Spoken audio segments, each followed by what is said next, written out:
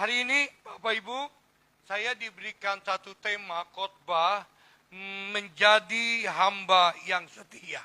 Oleh karena itu, kita akan sama-sama membuka satu ayat saudara dalam Lukas yang ke-12, ayat yang ke-43 sampai 44 menjadi ayat bacaan kita. Yang sudah dapat, mari kita baca sama-sama yuk, atau sudah kita siapkan di sini. Hitungan ketiga. 1, 2, 3. Berbahagialah hamba yang didapati tuannya melakukan tugasnya itu ketika apa? Tuannya itu datang. Aku berkata kepadamu, sesungguhnya tuannya itu akan mengangkat dia menjadi pengawas segala miliknya. Nah, Bapak Ibu yang terkasih dalam Tuhan, pagi hari ini biarlah setiap kita mengerti tentang akan hal ini. Kekristenan saudara bukan dilihat waktu awal pengenalan kita akan Tuhan. Tetapi kekristenan saudara dilihat waktu akhir dari kehidupan kita. Banyak orang waktu pertama awal kenal Tuhan, begitu menggebu-gebu, begitu antusias, begitu bergairah sekali mencari Tuhan. Di mana ada persekutuan mereka datang. Bahkan mereka mau melayani Tuhan, melakukan sesuatu buat pekerjaan Tuhan. Waktu sedang menggebu-gebu dia lakukan semuanya buat Tuhan. Tapi banyak di antara mereka di akhir dari perjalanannya mundur saudara oleh karena masalah, pergumulan, tekanan ekonomi, masalah keluarga dan lain-lain saudara. Akhirnya mereka yang awalnya begitu setia kepada Tuhan, yang awalnya begitu menggebu-gebu mengasihi Tuhan, tapi oleh karena waktu, keadaan saudara, akhirnya mereka mundur saudara dari Tuhan. Dan banyak di antara mereka juga pahit sama satu dengan yang lainnya. Akhirnya mereka diam di rumah, tidak beribadah, lalu mencari kesibukan tersendiri. Dan akhirnya hilang saudara. Nah, oleh karena itu saya berpikir saudara, karena latar belakang saya bukan orang Kristen, latar belakang saya dari agama lain, saya memiliki satu kerinduan saudara. Biarlah setiap kita sebagai anak-anak Tuhan tetaplah setia sampai akhir hidup kita. Aminnya nggak mantap. Apakah ada orang di sini? Kalau saya katakan amin, amin begitu saudara. Ini kok kayaknya belum sarapan ini. Sudah sarapan semua kah? Kalau belum nanti saya ganti saudara. Saya akan ajak sarapan. Antusiaslah saudara. Saya jauh-jauh loh tadi Bekasi kemari. Hanya ingin membagikan satu sharing ini saudara. Kalau kita berjemaat, bergereja, tidak antusias saudara, kita pulang pun tidak akan melihat sesuatu yang luar biasa. Saya berusaha dengan suara saya yang terbatas ini, saya ingin membagikan hal ini supaya setiap kita pulang nanti saudara, kita diubahkan oleh Tuhan. Amin. Nah, oleh karena itu Bapak Ibu yang terkasih dalam Tuhan, diawali dari setiap kita pribadi lepas pribadi. Kalau kita datang dengan antusias saudara, kita pulang dengan gairah yang baru saudara. Kalau hari ini kita datang hanya sekedar satu rutinitas, karena hari Minggu saya harus ibadah, maka kita tidak akan mendapatkan satu apapun juga. Nanti kita akan pulang dengan tangan hampa. Tapi kalau kita datang hari ini dengan antusias, maka kita pulang akan membawa berkah-berkahnya Tuhan. Haleluya. Walaupun saudara mungkin tema yang saya bagikan hari ini adalah satu tema yang menjadi hamba yang setia saudara. Saya berharap minimal saudara, kita pulang dari tempat ini, kita pulang memiliki hati dan tekad yang sama. Saya harus menjadi hamba yang setia. Kenapa saudara? Kalau berbicara tentang hamba yang setia, maka kita tahu juga saudara, ada hamba yang tidak setia saudara. Lihat kiri kanan dulu, kalau kamu pasti setia. Lihat kiri kanan dulu. Lihat kiri kanan dulu. Jangan hanya ngelirik, saudara. Jangan hanya ngelirik. Hanya begini doang. Tapi saudara, tepuk bahunya. Kalau kamu tidak, kamu pasti setia. Haleluya. Nah saudara, hamba adalah seorang bawahan dari seorang atasan, saudara. Seorang hamba dari seorang atasan, maka seorang hamba itu harus memiliki sikap hormat, taat, tunduk, setia kepada atasannya. Saudara. Hanya ada dua hamba di kolong langit ini. Yang pertama hamba siapa? Hamba Tuhan. Yang kedua hamba siapa? Hamba setan, saudara. Lihat kiri kanan. Saya tidak lihat hamba setan di sini. Yang saya lihat hamba Tuhan semuanya. Katakan amin. Katakan amin. Dan hari ini saudara, saya berharap biarlah kita bisa diklik menjadi satu hamba yang memiliki hati, saudara. Bisa diklik, nah? Yang memiliki hati, ya, sikap yang hormat kepada atasan kita, memiliki sikap yang tunduk kepada atasan kita, bisa diklik, dibantu. Yang ketiga, memiliki sikap yang taat kepada atasan kita. Yang keempat, memiliki sifat respon yang baik kepada atasan kita, saudara. Atasan kita hanya satu, saudara. Siapa dia? Siapa dia? Siapa dia? Hanya satu, saudara. Kalau engkau dan saya berkata bahwa Tuhan, aku ini hambamu, aku ini hambamu ya Tuhan. Maka saudara, sikap dasar seorang hamba yang setia, saudara, adalah ia memiliki sikap yang hormat kepada Tuhannya. Katakan amin. Makanya karena ini saudara, kita ketika kita beribadah, sadarlah bahwa Tuhan ada di tengah-tengah kita, saudara. Yang pertama, jangan pernah ibadah terlambat. Tuh kan sudah mulai nggak enak wajahnya. Iya kan? Saudara, gereja kami, saudara, ibadah itu jam 8. Hari ini mereka ibadah. Ya kan? Jam 8 mereka ibadah, saudara. Setengah 8 mereka sudah datang semuanya. Hampir 90% tempat kami penuh. Jam setengah 8, saudara. Jam 9 tank, saudara, mulai ibadah. Pintu gereja kami tutup. Jemaat tidak boleh masuk. Mereka saya siapkan kursi di depan, ada beberapa kursi. Mereka duduk di kursi depan, nggak ikut ibadah, saudara, ke dalam. Mereka kalau mau nyembah, nyembah di belakang sana, saudara. Tapi kami yang di dalam, mulai ibadah, worship, menyembah, saudara. Kami menyembah dengan sungguh-sungguh. Karena kami sadar bahwa Tuhan sudah menantikan kami, saudara. Kenapa kami tutup, saudara? Karena itu mengganggu jemaat yang lagi nyembah, saudara. Saudara tahu, tiba-tiba, saudara, yang terlambat itu, saudara, datang. Peletak, peletok, peletak, peletok, peletak, peletok, peletak, peletok, peletak, peletok. Sepatunya bunyi, peletak, peletok, peletak, peletok, peletak, peletok. Lalu orang lagi nyembah. Matanya sudah mulai berair. Tiba-tiba, Pak misi Pak, Pak misi Pak. Itu air mata naik lagi, naik lagi. Kata. Gagal nangisnya, saudara. Gagal dilawat Tuhan, saudara. Karena itu, saudara, saya pikir mengganggu. Biar dia terlambat, diam sana. Dan hari ini, saudara, 98% jemaat kami tidak ada yang terlambat, saudara. Yang terlambat nggak mau tepuk tangan. Jadi miliki sikap hormat. Yang mengerti katakan amin. Hormat kepada dia, Tuhan kita.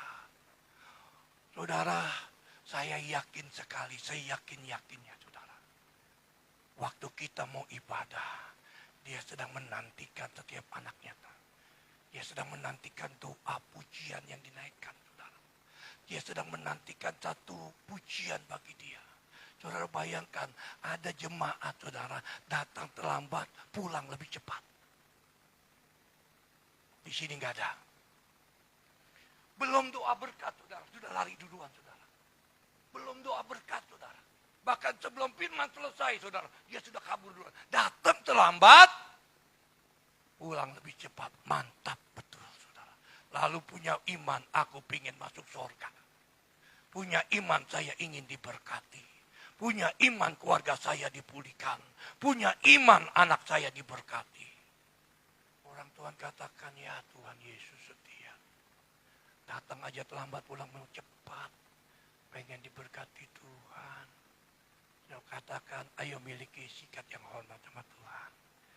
Hormati dia karena dia adalah Tuhan yang menciptakan alam semesta ini, yang memberikan napas hidup buat kita, yang memberikan kesehatan buat kita. Ayolah datang kepada Tuhan dengan sikap yang hormat sama Tuhan. Ini baru prolog nih saudara. Yang kedua itu tunduk saudara. Ya, tunduk saudara. Ya, ketika dia berkata-kata, ketika dia berfirman, belajar tunduk dan taat akan setiap perkataan. Yang ketiga saudara, memberikan respon yang baik sama Tuhan. Ini sikap dasar seorang yang namanya hati seorang hamba. Nah, hamba yang setia bisa diklik, saya akan ambil satu poin kembali. Ya. Hamba yang setia adalah yang pertama ini saudara. Yuk kita baca sama-sama. 1, 2, 3. Hamba yang setia adalah hamba yang menjaga selalu hatinya. Sama-sama pegang dada kita saudara. Hamba yang setia adalah hamba yang selalu menjaga apa? Hatinya. Saudara yang terkasih dalam Tuhan. Hari-hari ini banyak sekali virus hati. Kalau seorang hamba yang setia, dia mengerti sekali saudara, untuk dia menjaga yang namanya hatinya, supaya hatinya tidak dimasuki virus. Saudara. Virus hati yang pertama itu adalah, apa saudara? Iri hati. Virus hati yang kedua apa? Panas hati. Virus yang ketiga apa saudara? Singgung panas hati itu. Ya. Yang ketiga apa? Tadi iri hati sudah. Panas hati. Terus apa lagi? Iri hati sudah. Tinggi hati. Pahit hati. Pokoknya yang begitu semua saudara. Kalau kita berkata saya hamba yang setia, maka kita harus sadar bahwa seorang hamba yang setia harus menjaga hatinya. Berapa banyak kita berkelahi hanya gara-gara tersinggung, hati kita gak jaga. Berapa banyak kita marah sama teman kita di gereja hanya gara-gara kita merasa direndahkan. Karena kita tinggi hati, lalu kita mulai marah. Berapa banyak saudara akhirnya kita menjelekkan, menjudge satu dengan yang lainnya saudara. Oleh karena gara-gara sikap hati kita yang salah. Satu hari ketika kita melihat teman-teman lagi kumpul, lalu mereka ngobrol saudara. Tiba-tiba kita datang, plak kita datang, tiba-tiba mereka diam semua. Langsung kita berkata, waduh ngomongin gua nih pasti. Aduh. Kok aneh ya, ini pasti ngomongin saya, ini pasti. Saudara, padahal mereka belum tentu ngomongin kita. Tetapi karena kita tidak menjaga hati kita, kita langsung berasumsi. Ini orang pasti lakukan ini orang pasti lakukan ini orang lakukan ini. Waktu yang lain diundang, saudara, acara ulang tahun. Kok kita nggak diundang, saudara? Lalu kita mulai berpikir, ini pasti dia nggak suka sama saya ini. Ini pasti. Tapi saudara, kita selalu berasumsi, saudara. Ingat saudara, kalau kita berjalan dengan asumsi selalu saudara, maka engkau tidak akan masuk dalam tingkat tertinggi dalam kehidupanmu. Berapa banyak kita akhirnya marah, berkelahi, putus hubungan persaudaraan kita dengan kakak kita, dengan adik kita, kerabat kita. Karena kita berdoktrin asumsi, saudara, di dalam hidup kita. Waktu orang gak undang kita, padahal benar, saudara, dia blank, dia lupa banget, saudara. Gak undang pesta ulang tahun anaknya. kita mulai berasumsi, ya karena saya orang miskin, saya orang gak berada, saya gak mampu, ya udahlah saya memang, ya sudah. Saudara, kita berasumsi. Akhirnya saudara, ketika kita berasumsi negatif, maka yang timbul pahit di dalam hati kita. Betul apa betul saudara? Berapa banyak saudara, kita tidak menjaga hati kita oleh hal-hal yang sederhana sekali saudara. Ketika gembala tidak telepon kita, ketika kita sakit gembala tidak tahu, tidak telepon kita saudara. Kita mulai berasumsi, ya memang saudara, dengar sekali lagi. Hamba yang setia adalah hamba yang menjaga hatinya. Daud pernah berkata begini saudara. Ya katakan Daud pernah berkata begini. Katakan begini Bapak Ibu yang terkasih dalam Tuhan. Bisa diklik. Yuk di dalam Mazmur 39 ayat 23. Dia katakan begini. Selidikilah aku ya Tuhan, dia katakan. Dan kenalkanlah hatiku. Lalu dikatakan ujilah aku dan kenalkanlah. Apa dikatakan? Pikiran-pikiran. Selidikilah aku. Katakan. Dan kenallah hatiku. Bapak Ibu, kasus ini banyak kali terjadi dan akhirnya menjadi perpecahan di dalam satu gereja. Perpecahan dalam satu keluarga. Perpecahan dalam satu komunitas. Hanya gara-gara hati yang tidak terjaga. Berapa banyak di sini hamba yang setia? Katakan hamba setia. Amin. Maka mari taruh dalam dada kita. Jaga hatiku baik-baik. Jaga hatiku baik-baik. Karena ada orang saudara, gampang sekali tersinggung. Dengar saja berita sedikit, langsung gulung tangan. Bukan mau masak, bukan. Saudara, bukan mau rapi-rapi, bukan. Tapi ajak berkelahi. Kau kira kau saja yang bisa. Aku pun bisa. Memangnya kau saja mantan preman. Aku pun mantan preman. Padahal sudah sama-sama main musik, saudara. Sama-sama main musik, saudara. Hari Minggu sama-sama main musik. Tapi karena gara-gara hatinya yang tidak terjaga. Ayo, ketemu di mana? Mau ketemu di mana? Mau ketemu di mana? Adu jotos, saudara. Kenapa? Karena gara-gara apa? Hati yang terbuka, saudara. Hati yang dibiarkan. Pirut-pirut amarah, pirut-pirut kedengkian, pirut-pirut kepahitan. Dibiarkan masuk dalam kehidupan dia, saudara. Makanya di dalam satu ayat, saudara. Di dalam satu ayat dalam Amsal yang keempat ayat 23. Berkata begini. Jagalah hatimu dengan apa? Segala kewaspadaan. Sebab dari sanalah apa? Terpancar kehidupan. Satu hari ya. Seorang suami pulang biasanya jam 7 malam. Saudara pulang. Ya. Tiba-tiba ya berubah saudara. Dari jam 7 sampai jam 9 sampai jam 10 malam bagi saudara. Ketika pulang ditanya sama istrinya, kok kadang pulangnya malam? Begitu. Istri suaminya bilang, ya memang ada jam-jam tambahan kerja. Begitu saudara. Waktu dengar itu saudara, istrinya mulai curiga. Lalu ketika kumpul, ini kan kalau wanita-wanita kumpul, ini kan hadirat setannya kumpul, saudara.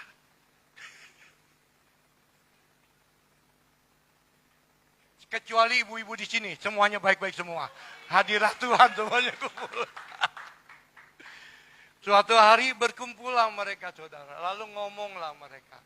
Lalu yang satu ibu bilang, kok suamimu sekarang tumbennya pulangnya malam-malam terus, begitu. Iya, kata istrinya. Karena ada tambahan kerja. Ibu yang satu bilang, nggak mungkin itu. Dia bilang, itu bisa-bisanya dia saja. Begitu. Enggak, suamiku mah takut sama Tuhan. Yang satu bilang, di rumah takut Tuhan, di luar belum tentu. Begitu.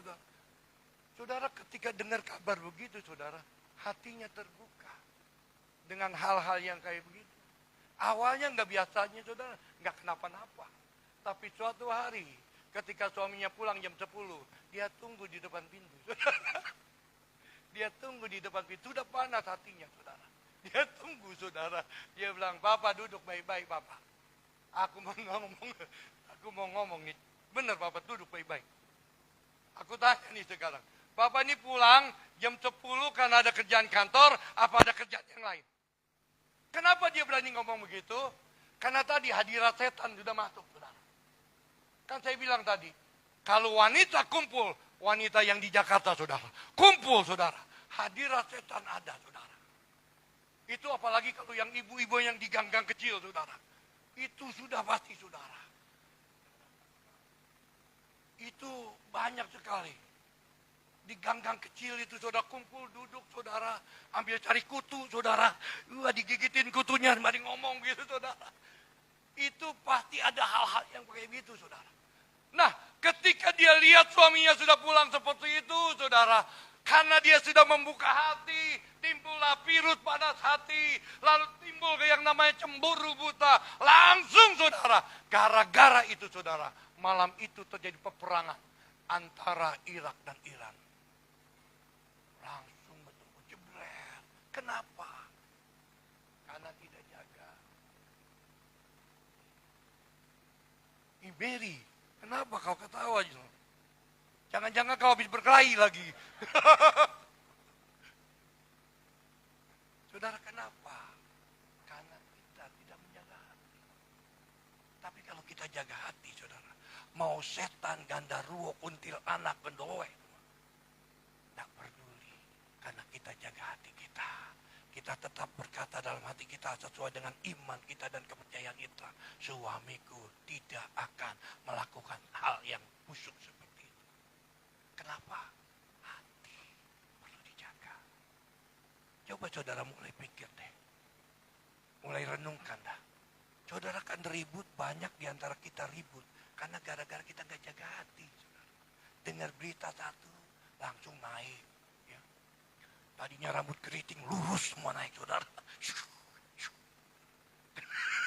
Kenapa? Kenapa? Karena gak jaga hati. Tapi hamba yang setia, saudara, dia akan jaga hatinya. Dari apa? Dari virus-virus tadi. Yang mengerti sampai di sini katakan amin. Lihat kiri kanan dulu, jangan amin-amin doang. Harus benar jaga.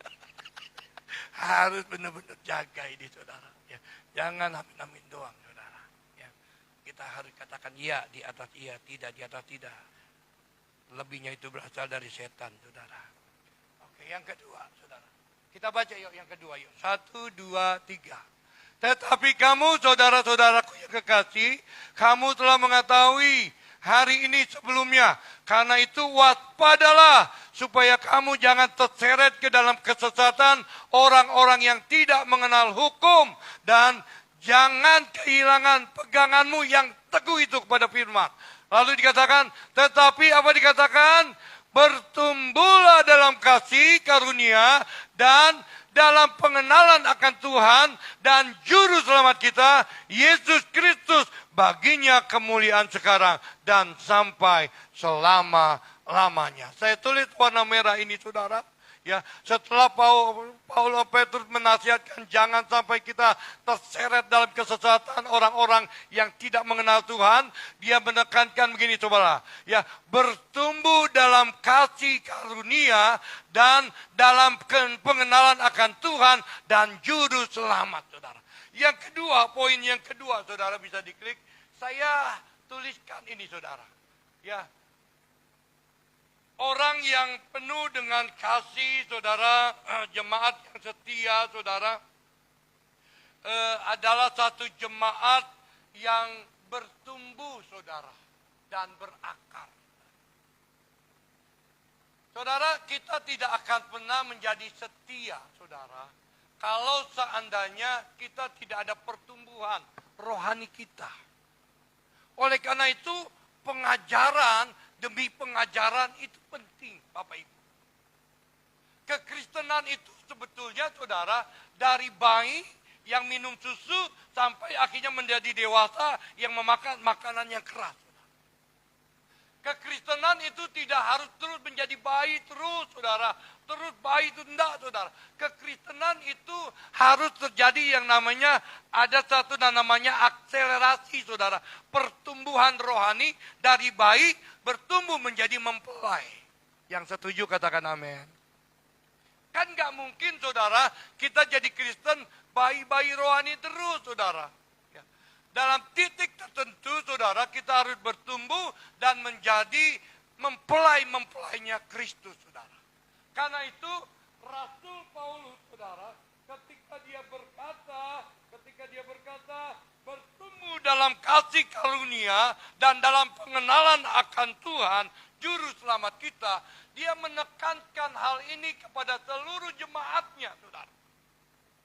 Ketika seorang jemaat menjadi jemaat yang setia, saudara, maka dia pasti harus bertumbuh dan berakar di dalam Kristus Yesus Tuhan.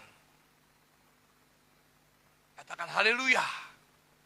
Dia harus bertumbuh dan berakar di dalam Tuhan, saudara. Dan dia tidak akan pernah bisa, saudara, berdiri tegak, saudara. Saya gambarkan seperti pohon ini. Jika pohon ini tidak ada akar yang kuat seperti itu, dia tidak akan pernah berdiri tegak, saudara.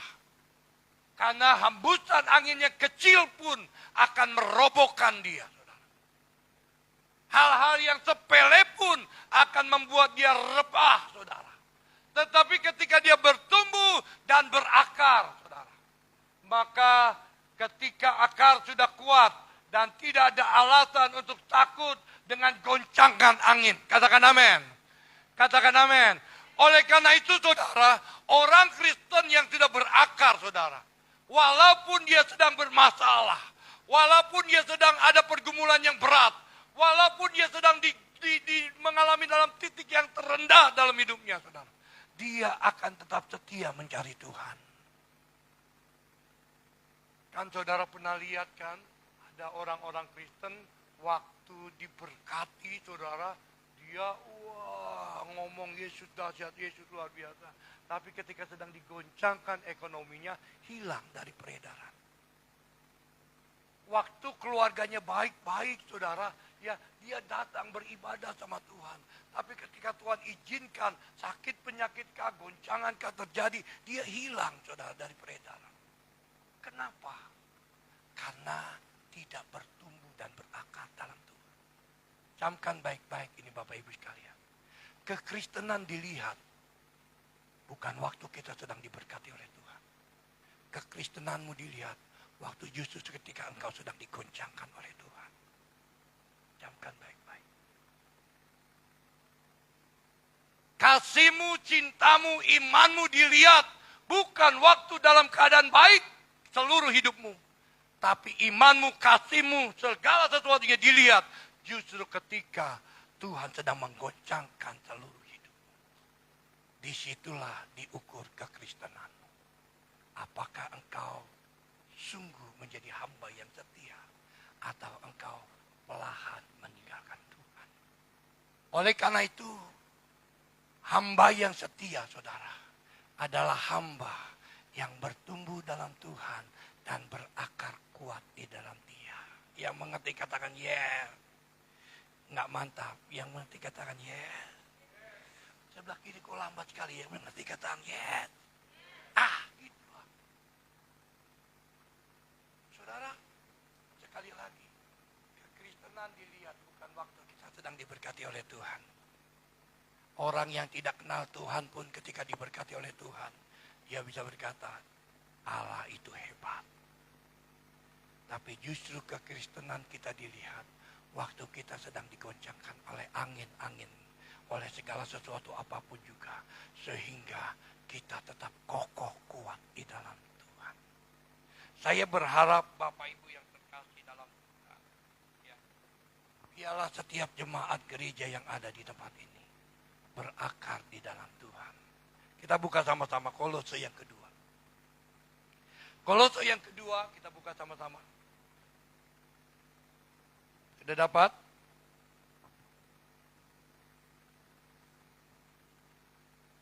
Kolose 2 ayat yang ke-7. Kita baca sama-sama yuk. 1. Yang sudah dapat katakan uhui. Sebelah kiri lagi, lambat sekali belah kiri ini. Yang sudah dapat belah kiri katakan uhui.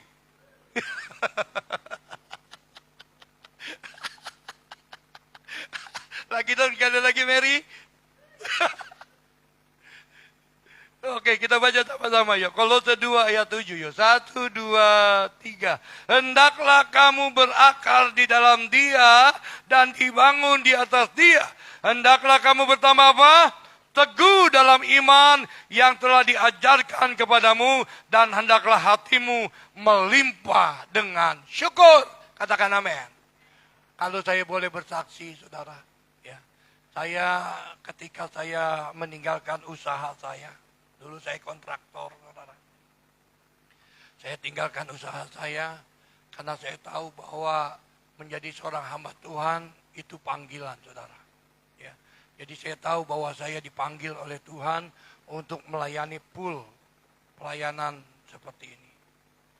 Satu hari ketika kami saya menikah, saudara. Saya mengalami masa-masa yang sangat sulit di dalam hidup saya, saudara. Saya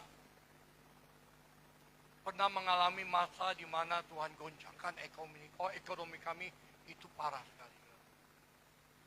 Ya, saya sudah mengembalakan, saudara, di jemaat yang saya gembalakan sekarang, saudara. Waktu itu saya sedang merintis jemaat itu, saudara. Dan Tuhan goncangkan ekonomi kami secara luar biasa. Sampai mobil kami jual, saudara, hanya untuk makan. Ya, akhirnya kami naik motor. Kami hanya menaik motor, saudara, pelayanan kami. Dan yang tidak saya bisa lupakan ini, saudara. Karena kurang lebih 8 tahun, saudara, saya ngalamin itu. Itu untuk makan saja kami nggak sanggup. Saya setiap pagi selesai doa pagi.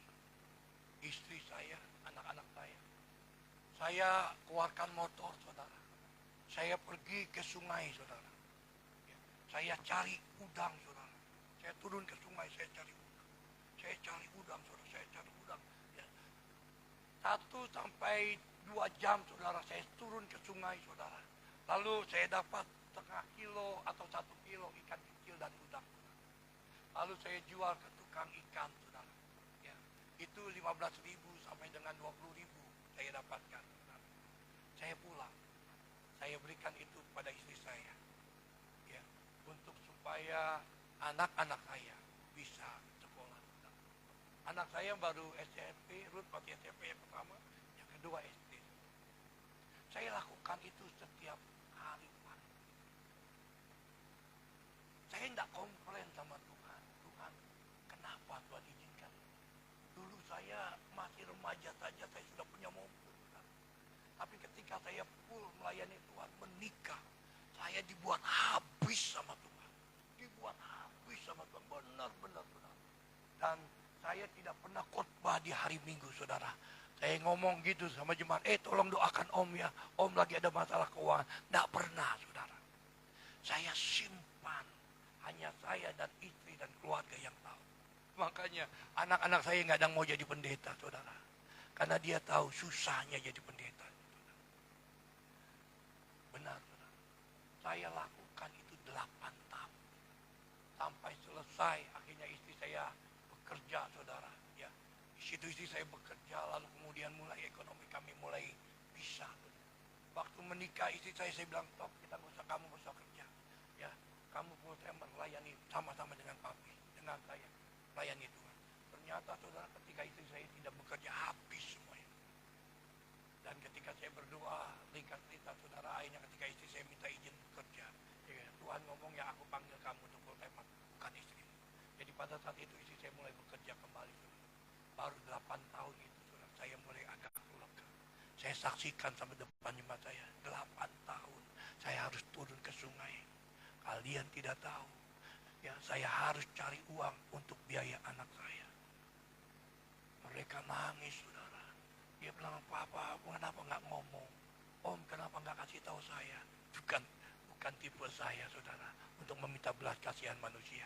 Saya hanya minta belas kasihannya Tuhan, saudara. Dan terbukti, saudara, terbukti, saudara. Terbukti. Hari ini kalau saya bisa mendapatkan segala sesuatunya, Tuhan berkati kami, itu karena hasil kesetiaan, saudara. Hasil kesetiaan saya kepada Tuhan. Saya tidak goyah. Kenapa? Karena di dalam pengajaran, pengenalan saya akan Tuhan, rohani saya bertumbuh, akar saya kuat. Jadi ketika tantangan, goncangan ada dalam hidup saya tidak tergoncangkan. Kenapa? Itulah perlunya pertumbuhan di dalam pengenalan akan Tuhan. Haleluya. Haleluya, Ibu. Kita harus bertumbuh, saudara. Nah, ternyata, saudara, hamba yang setia itu adalah hamba yang bertumbuh di dalam imannya, saudara, dan berakar di dalam Kristus. Semua kita nanti satu saat tidak akan lepas. Ada goncangan dalam hidup kita. Entah itu rumah tangga kita kah, entah itu pekerjaan kita kah, entah itu anak-anak kita kah. Wah, yang membuat kita goncang, saudara. Tapi jemaat yang setia adalah jemaat yang bertumbuh dalam Tuhan, yang berakar kuat di dalam Tuhan. Sehingga masalah boleh datang, pergumulan boleh ada, kita tetap kuat di dalam Tuhan. Amin. Oleh karena itu betapa pentingnya Bapak Ibu yang terkasih dalam Tuhan, supaya kita bertumbuh di dalam Tuhan. Nah, oke ya, dengan tepat, karena waktu, saudara. Ya, poin yang ketiga, saudara. Oke ini ya, poin yang ketiga, kita baca sama-sama ya, saudara. Tadi ayat yang tadi bisa dibuka. Yuk kita baca Filipi 3 ayat 3. Sorry, yang pertama tadi apa tadi? Jemaat yang setia apa? Hah?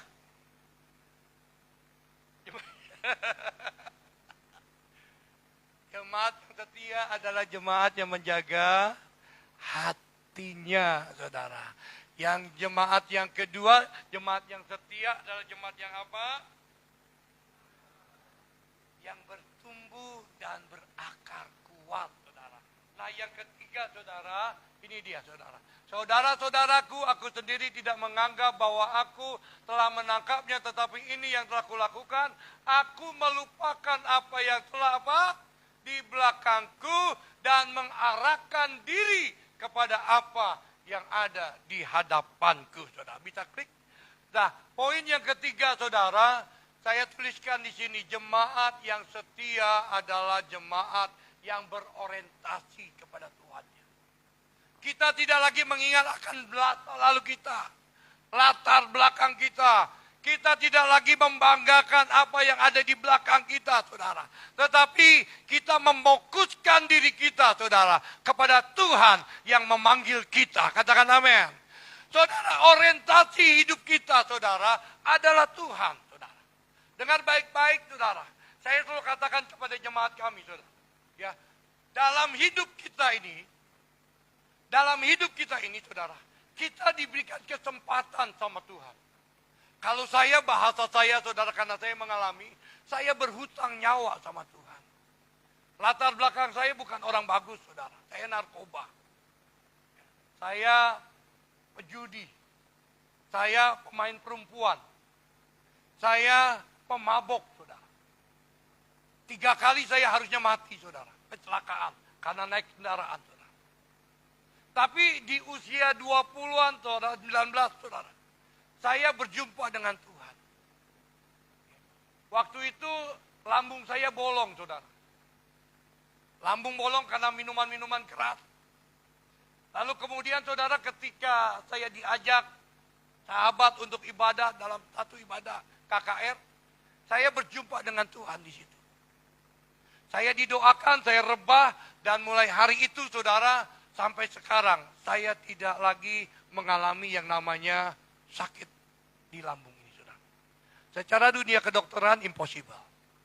Ketika lambung bolong bisa rapat kembali dengan doa, impossible. Saya pernah muntah sampai, pokoknya kalau saya makan mie aja, saudara, ya Indomie itu nggak lama, saudara, langsung mual, saudara, muntah. Sekarang tadi pagi saya sudah sarapan mie, betul kan? 2 lagi, saudara. Saya bilang 1 aja, 2 dibikin 2. Mungkin dia lihat faktor tubuh saya, saudara. Jadi 2 Indomie, 1 mangkok, 1 gelas kopi hitam. Dulu kalau udah ngopi muntah saya nggak bisa, saudara. Tapi sekarang, ya dari 32 tahun yang lalu sampai sekarang, nggak pernah lagi saya mengalami sakit. Jadi saya berhutang nyawa, saudara. Itu yang pertama. Yang kedua, saya berhutang nyawa ketika Yesus di kayu salib. Kalau dulu, saudara, saya habis-habisan untuk berbuat dosa. Saya lakukan apapun juga buat dosa. Fokus saya hanya dosa, saudara. Tapi setelah saya diselamatkan, fokus saya kepada Tuhan. Berbuat kebajikan, menangkan jiwa sebanyak-banyaknya. Lakukan untuk Tuhan, berbuat untuk Tuhan berapapun harganya. Sampai hari ini saya ada di Departemen Misi Pusat, BPP. Saya ada di dalam penanaman gereja dan suku-suku terabaikan. Saya datangi suku-suku yang tidak pernah didatangi oleh hamba-hamba Tuhan. 2 hari 2 malam jalan di atas gunung, saudara, hanya untuk sampai ke tempat itu. Saudara. Tidur di jalan sudah biasa buat saya, saudara. Pergi naik kapal boat, saudara, di Samudra Hindia. Saya pecah karam, saudara, dengan anak-anak rohani saya. 12 jam kami terdampar, saudara. Tidak ada makanan, tidak ada minuman, saudara. Saya lakukan itu tetap hanya untuk saya mengunjungi jiwa-jiwa Tuhan. Saya naik ke suku Loje, saudara, di Sulawesi Selatan, Sulawesi Tengah. Ya. Saya datang ke sana, saudara, dengan medan yang berat, saudara. Hanya untuk supaya apa yang pernah Tuhan lakukan buat saya juga lakukan buat Tuhan. Amin. Saya pernah, saudara, masuk ke satu suku namanya suku Wana. Pernah dengar suku Wana? Itu ada di Sulawesi Tengah, saudara. Ketika kami pulang, saudara, dengan kapal ketingting, saudara, satu pohon yang dibelah 2, lalu kemudian di tengah-tengahnya digali, lalu kita naik, saudara. Itu terbalik saya, saudara. Wah, masuk ke jeram, saudara, masuk lagi, semua masuk lagi, saudara. Matius, Markus, Lukas, Yohanes lupa di otak saya, saudara. Hilang semuanya, saudara. Tapi kasih karunia Tuhan tetap ada dalam hidup kita. Sampai akhirnya saya juga tetap selamat, saudara. Intinya begini. Kalau dulu kita belum kenal Tuhan sungguh-sungguh, kita buat habis-habisan buat dosa. Kenapa sekarang? Yang di sini, saudara, habis-habisan buat dosa, mati masuk neraka. Sekarang di sini, kenapa kita nggak mau habis-habisan buat Tuhan? Yang sudah kita tahu, kalaupun kita dipanggil, mahkota mulia sudah ada di hadapan kita. Kenapa? Karena kita fokusnya bukan kepada Tuhan. Fokus kita hanya terus kepada dunia. Kekayaan, harta benda, kedudukan, posisi, apa kita cari, saudara. Tapi kalau posisi kita hari ini fokus, saudara, berorientasi pada surga, maka apapun bisa kita lakukan agar Tuhan disenangkan. Haleluya. Haleluya. Lihat kiri kanan. Apa fokusmu hari ini? Apa fokusmu hari ini? Apakah fokusmu di sini? Dunia ini. Hendra fokusnya jadi jodoh. Saudara, kalau kita fokusnya kepada Tuhan, maka saya mau kasih tahu, saudara, kalau kita fokusnya kepada Tuhan, maka apapun kita bisa lakukan untuk Tuhan. Yang mengerti katakan amin. Katakan amin. Ambil poin yang terakhir saja. Ambil poin yang terakhir karena waktu. Saya sudah tanya berapa lama tentang William itu. William Wilber. Ada gambar situ dan ada budak di situ. saudara, saya mau saksikan ini, saudara. Masih tetap gambar tadi, saudara. Oke, saudara. William, saudara. Dia adalah seorang Inggris, saudara. Dia adalah salah satu pendobrak untuk menghilangkan hukum perbudakan di sana, saudara. Suatu hari, saudara, dia bersama dengan anaknya pergi ke pasar budak, saudara. Lalu ada budak ini, saudara, yang dijual yang memang sudah hancur sekali badannya. Karena memang nakalnya, ampun-ampun, suka ngelawan sama tuannya, saudara. Dan ketika dijual dari harga 100, gak ada yang mau, 90, 80, 70, 50, sampai akhirnya, saudara, sampai $10, saudara. Nggak ada yang mau beli, saudara. Nggak ada yang mau beli. Dan akhirnya, saudara, karena tidak ada yang beli, saudara, William, saudara, menghampirinya bersama dengan anaknya. Dan ia akan membelinya. Tetapi budak ini marah sekali karena memang temperamennya tinggi, saudara. Marahnya ampun-ampun. Lalu dia berkata, siapapun yang membeli saya dengan harga berapapun juga, saya akan bunuh orang itu. Saya akan hancurkan orang itu. Saya akan maki-maki orang itu, saudara. Sampai akhirnya nggak ada yang berani beli, saudara. Hanya akhirnya titik ke-20, 10 itu, akhirnya William datang menghampiri anaknya dan membelinya, saudara. Ketika dia beli, saudara, budak itu langsung marah-marah, diludahi. Wah, kata-kata, diludahi. Terus, saudara, maki-maki itu, saudara. Tapi William, saudara, tetap tenang.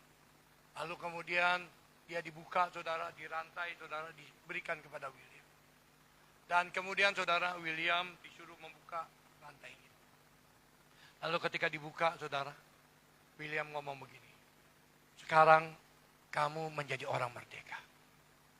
Kamu bukan lagi budak. Aku sudah beli. Sekarang kamu bebas pergi kemana. Saudara, ketika William ngomong begitu, budak ini, saudara, malah justru gak mau pergi. Dia langsung nangis di kakinya William. Dan dia berkata, tidak, aku tetap mau jadi budakmu. Sampai 3 generasi anak-anakku, aku akan terus menjadi budakmu. Dan aku akan tetap setia sampai seumur hidupku. Saudara, benar. Akhirnya dia tidak pergi, saudara. Dan dia bersama dengan William sampai 3 generasi.